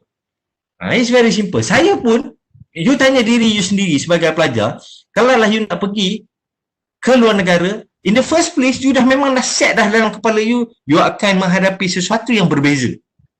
You akan melalui satu pengalaman hidup yang berbeza. You akan mengalami satu komuniti, cara hidup, cara makan, cara tidur, waktu makan, waktu tidur yang berbeza. Memang you dah ready. Barulah you pergi. Kalau lah you sendiri pun kata, saya nak pergi negara lain tapi saya nak macam Malaysia. Saya nak pergi negara lain tapi saya nak ada Queensway. Saya nak ada juga T-Life. Saya nak ada juga KFC. Saya nak ada. Then, you adalah orang yang sebenarnya tak nak pergi. Jadi sekira mana, kalau lah you memilih untuk pergi ke sebuah universiti lain, sebagai contoh, kalau lah universiti itu pun jawab pada you, oh don't worry, everything here is the same. Kalau macam dulu, contoh dulu masa tahun 80-an, 90-an, orang nak belajar buat sambung master and PhD, pergi ke UK, pergi ke US. At the end of the day, bila dia orang balik, mereka menjadi rakyat Malaysia yang biasa, yang tidak holistik. Kerana apa? Kerana apabila mereka pergi di peringkat awal, mereka dah set. Aku pergi, aku kena cari geng-geng Malaysia, duduk buat kampung Malaysia, makan makanan Malaysia, bercakap bahasa Malaysia, dan akhirnya apabila balik, you not get anything different. So, kita tak nak benda ini berlaku. So, itu those days lah. Jadi, kalau nak come back kepada soalan you macam mana, itulah jawapan. Saya harap saya boleh bantu. Okay, now, kami sebagai pelajar punya pelbagai program dalaman, namun pelbagai cara kami telah lakukan, namun kurang mendapat sambutan atau perlukah kami ke negara berkenaan untuk face to face. Okay, now, lebih kurang soalan tadi juga. Macam mana you nak tarik orang luar datang? Wah, you dah buat macam-macam program namun tak ada orang, tak dapat sambutan because you try to be them. Kesilapan kita adalah apabila kita buat program luar negara, kita nak buat program itu untuk memastikan dia selesa dengan cara untuk kita jadi mereka, which is wrong, which is very wrong. Cuba you tengok sebagai contoh, tak payah jauh lah, saya ambil contoh tadi lah, katalah Bangkok. Kalau kita pergi Bangkok, kita janganlah kita harap apa yang ada di Bangkok ini seperti mana apa yang ada di negara kita. Begitu juga orang sana, dia datang, dia offer, dia tidak offer kita untuk jadi rakyat dia. Dia offer kita untuk belajar budaya dia. Kita pun sebenarnya pergi kerana budaya itu. Itu sebab saya kata bila kita nak tengok macam mana nak tarik audiens, cuba kita reverse bilik. Kita reverse, kita menyemai, tanya pada diri kita, kalau saya nak pergi ke negara lain, apa yang sebenarnya saya nak tengok? Sama ataupun lain? Mesti kita akan kata sebab kita nak tengok lain. Untuk nak attract face to face ini very subjective lah. Ini dari segi kita punya communication, dari segi kita punya kaedah pemujukan dan sebagainya. Kebanyakannya kita tak perlulah face to face. Kita tak perlulah sampai kita nak pergi ke negara mereka menjemput dan sebagainya. Tetapi ada dalam keadaan di mana orang tidak kenal pun kita. Orang tidak tahu pun apa yang sebenarnya kita ada. Orang tidak tahu pun apakah differences yang ada di negara kita. Ataupun apakah perbezaan budaya yang nak kita tawarkan kepada mereka dalam program kita. Tak ada. Jadi dalam keadaan tersebut, dari segi communication, mungkin juga kita kena buat face to face.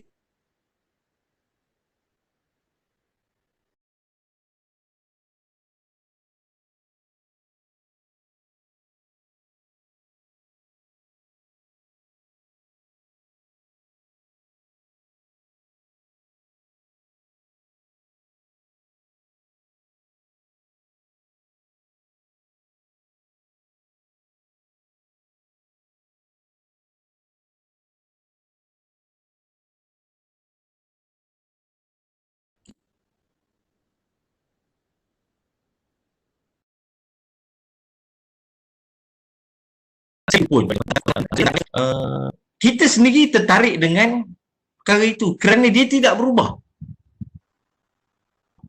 Dia kekal kepada identiti dia sebagai rakyat Jepun yang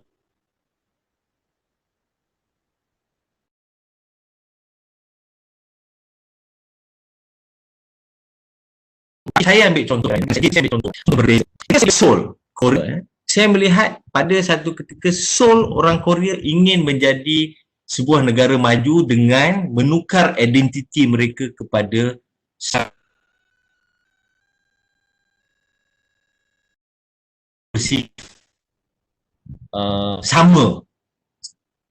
negara maju.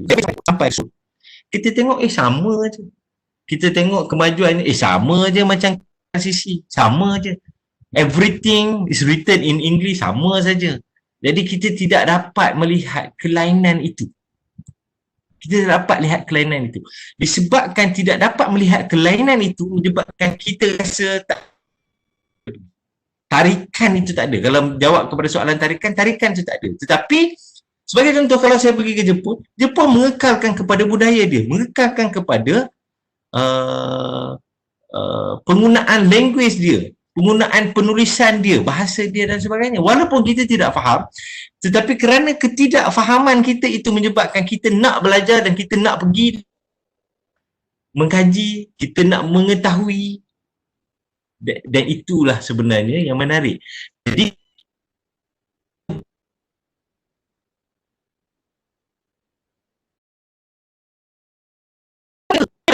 jangan orang Jepun datang, kita sibuk-sibuk nak bawa, jom saya nak belanja you makan sushi. No, you don't bring them to eat sushi here.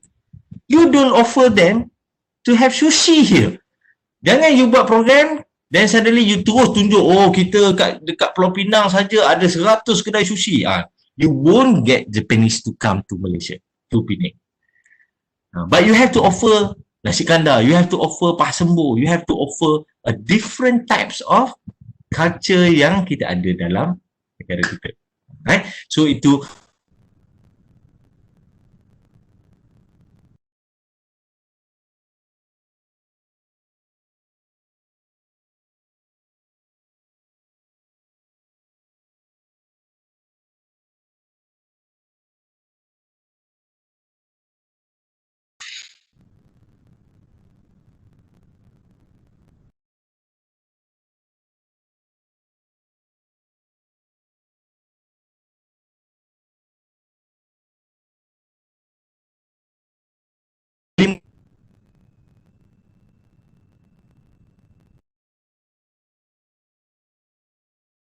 kan global.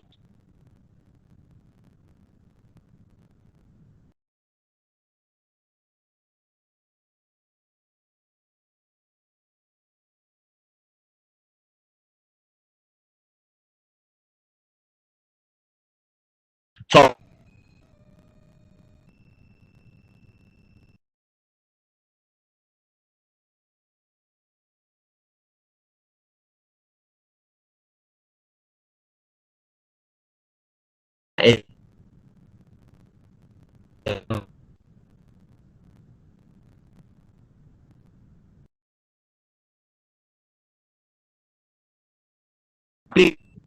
to the mind, right?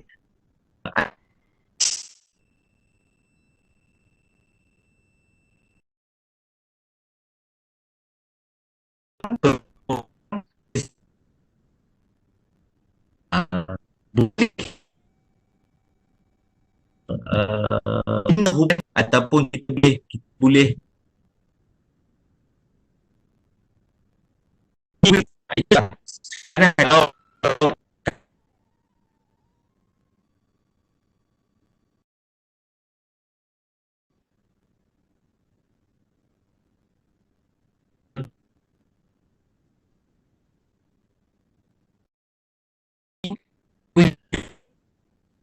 ajar orang, akan bawa you punya community, you akan bawa you punya kita kata masyarakat kepada narrow mindset. Kalau lah kita keep on throwing a question yang buatkan mereka berfikir, oh, what's wrong? Kenapa? Apa salahnya? saya dapati generasi pada hari ini dia selalu bertanya soalan begitu. Kenapa salah? Salah ke? Kalau sebab kita selalu narrow down kepada sesuatu dan kita rigid kepada sesuatu. If kita go beyond boundary, what's wrong? Ingat saya kata salah satu elemen adalah no one is a correct way. So you have to set your mindset. So kalau tak buat, kalau buat begini, okay tak? What's wrong if you don't do this? What's wrong if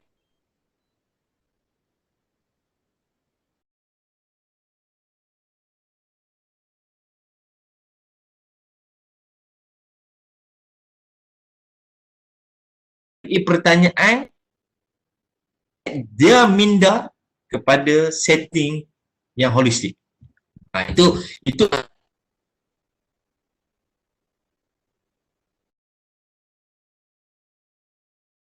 saya. Kalau itu yang di dalam organisasi. Kalaulah pelajar-pelajar, ada pemimpin pelajar di sini sebagai contoh, pemimpin pelajar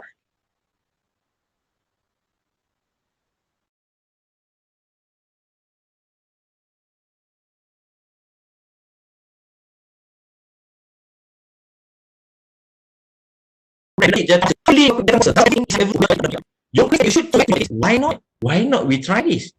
Why not we try to do like this? Why don't we change the way we do things differently? Why not? Kat mana salahnya? Ingat, dalam global mindset, there is no wrong. You kena cuba, then baru you boleh dengan agak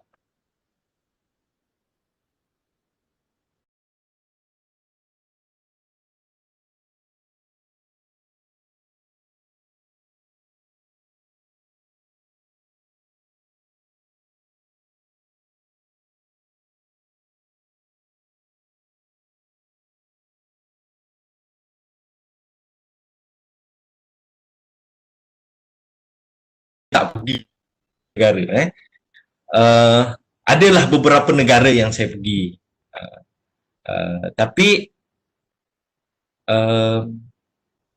kalau saya nak sebut sebagai negara agak sedikit susah.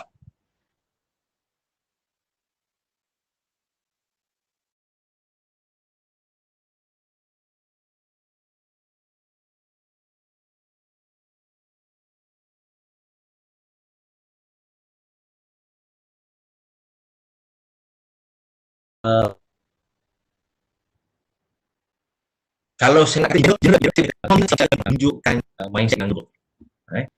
Negara-negara ini sebagai contoh saya kata Malaysia, Singapura, Bangkok, Vietnam,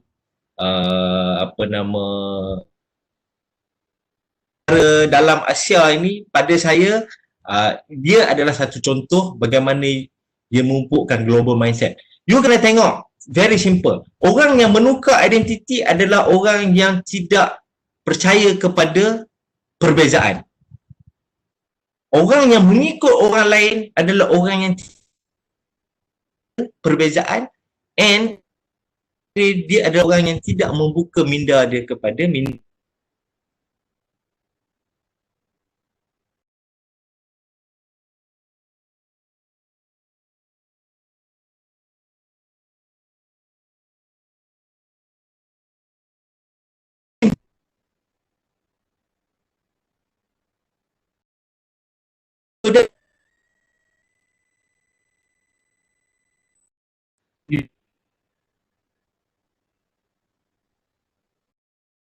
You are not a global mindset. Sebab dia tidak, dia challenge kepada ataupun dia tidak bersetuju dengan perbezaan. Jadi itu antara indication yang boleh kita lihat, bukan saja pada negara tetapi juga pada individu. Tapi tidaklah bermakna orang yang meniru ataupun mencuba budaya lain adalah orang yang cuba menukar identiti. Dia tidak menukar identiti, tetapi dia nak mencari keselesaan. Sebagai contoh, tadi saya bagi contoh negara, tapi kalau kita ambil individu, orang yang pergi ke luar negara dan memakai pakaian di negara tersebut, dia mengadaptasi dengan budaya. Itu berbeza. Begitu juga dengan yang berada di negara kita. Sebagai contoh, mungkin orang Melayu. Dia memakai jubah kerana dia mengadaptasi ataupun dia meraihkan perbezaan itu. Dan dia bukan menukar identiti. Orang yang menukar identiti ini berbeza. Dia tidak mengaku asal usulnya. Saya datang daripada negeri Perak, tetapi sekarang sebab duduk di Pulau Pinang, saya rasa macam selesa. Saya pun kata saya memang nasi kandar itu makanan ruji saya. Tetapi itu ya adalah contoh orang yang menukar identiti.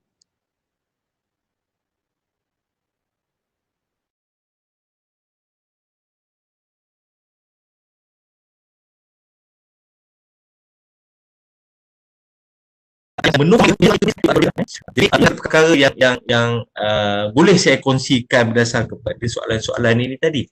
Okay. Kalaulah saya ada sedikit masa lagi, jika boleh saya kongsikan juga tentang sekejap ya, saya tengok satu lagi.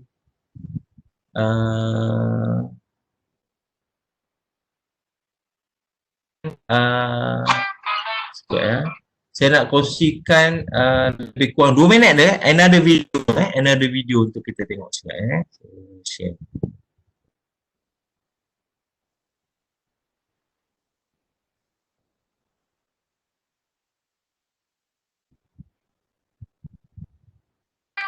Okey, nampak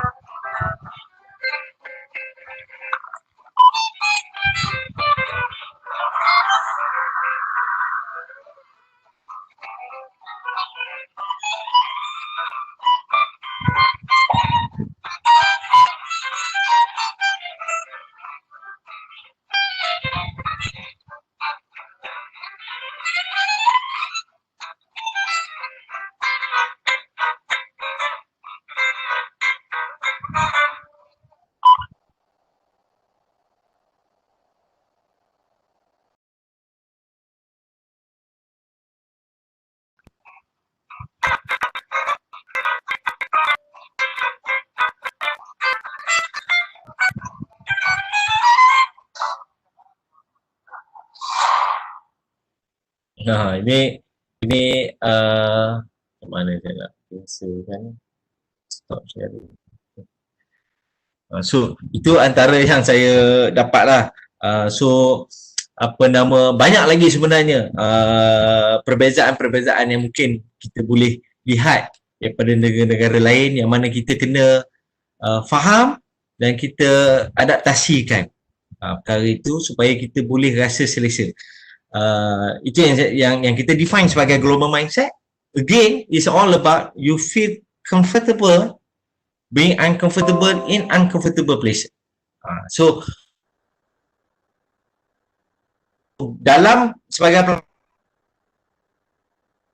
you sekarang saya pelajar Malaysia, but you can define yourself as a pelajar Malaysia. which consists of several differences in Malaysia rather than hanya USM. Or you can say yourself as a student from Asia Pacific continent, for example, so that you bring in all differences dalam Asia Pacific in you. So how you define yourself, macam mana you nak bawa diri you. So dalam konteks you juga di dalam kelas sebagai contoh, ada pelajar-pelajar luar negara, ada pelajar-pelajar berbilang bangsa dan sebagainya, you kena acknowledge mereka sebagai perbezaan yang seharusnya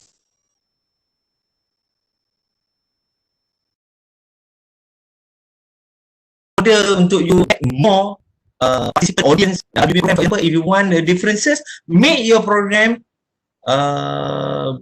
and manage the differences in the program.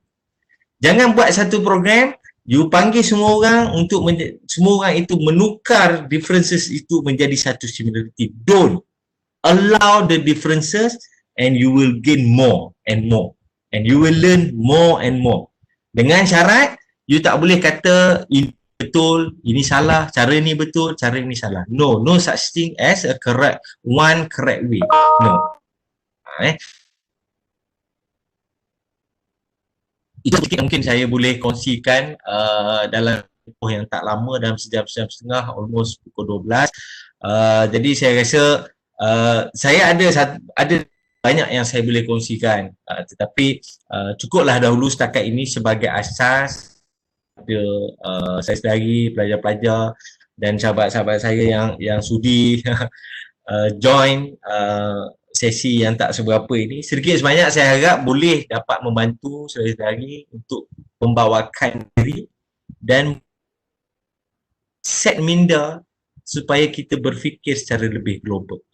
You kena belajar untuk menerima kepelbagaian, jangan melihat hanya kepada persamaan. Kita raih persamaan dan kita juga dalam masa sama menghayati, menerima dan juga menghargai perbezaan tersebut. Supaya kita akan terus rasa comfortable being ourselves yang different dengan orang lain. Dan orang lain yang ada juga feel comfortable with us yang ada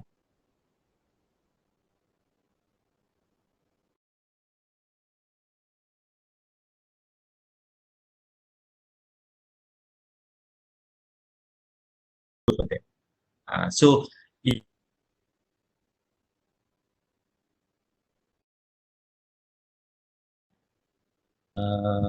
insyaAllah tuan-tuan dan puan-puan saudara-saudari, mungkin ilmu yang saya kongsikan ini banyak saya harap membantu lagi dalam membetulkan ataupun enhance mindset. It's all about your mindset. So keep positive dan saya kembalikan balik kepada Tuan Salman. Silakan Tuan Salman.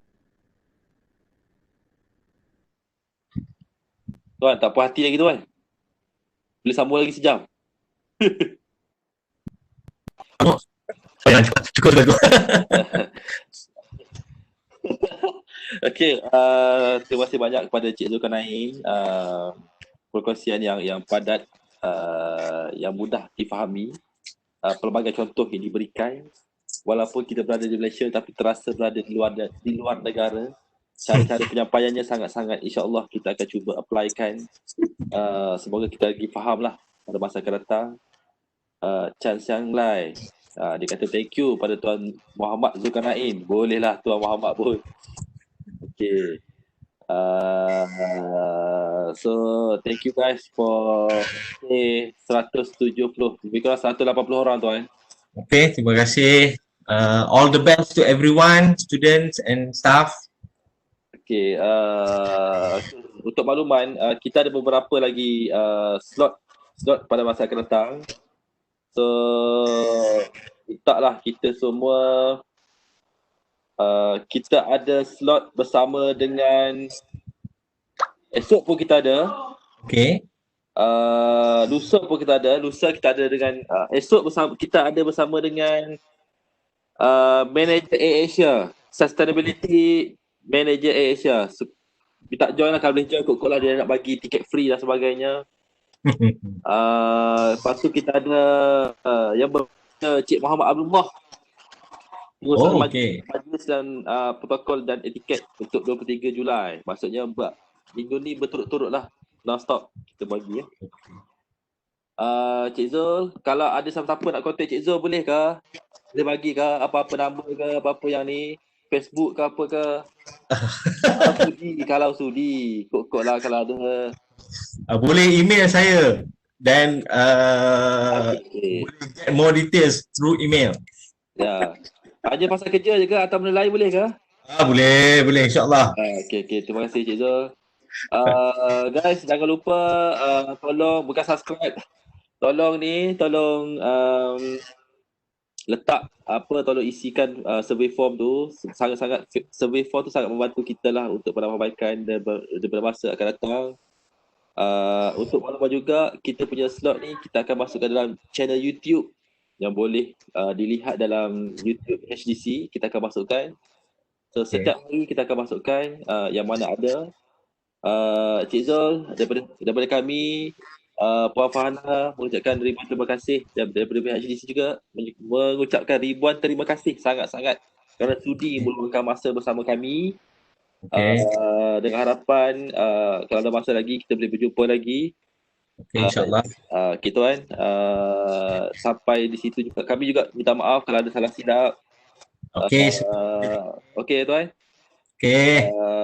Okey Ngam, lebih kurang 2 jam kita bersama. Diharap semua dapat memberi manfaat lah dan kita berkongsi bersama. Terima kasih kepada rakan-rakan sekalian. Daripada saya, Assalamualaikum warahmatullahi wabarakatuh dan selamat pagi. Terima kasih. Waalaikumsalam. Terima kasih.